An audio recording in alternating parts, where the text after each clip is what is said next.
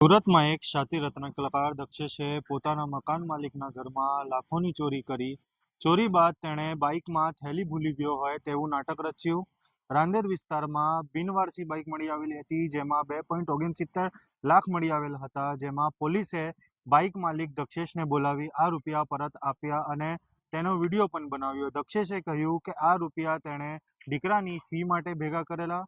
આ વિડીયો જે સોશિયલ મીડિયામાં વાયરલ થયો હતો, તે મકાન માલિકને શંકા થઈ, કારણ કે દક્ષેશ છેલ્લા 3 મહિનાનું ભાડું ચૂકવતો ન હતો.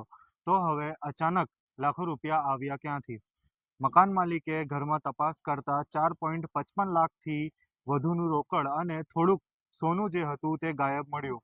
દક્ષેશે મકાન માલિકના ઘરમાં આવતા જતા હોવાની, તેને લોકર અને કબાટની ચાવી ક્યાં રાખે છે તેની માહિતી હતી, જેથી તેણે લાભ લીધો અને ચોરી કરી.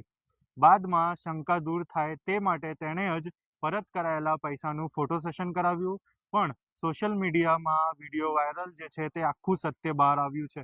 હાલ કતારગામ પોલીસ દક્ષેશ પર કાર્યવાહી શરૂ કરી છે.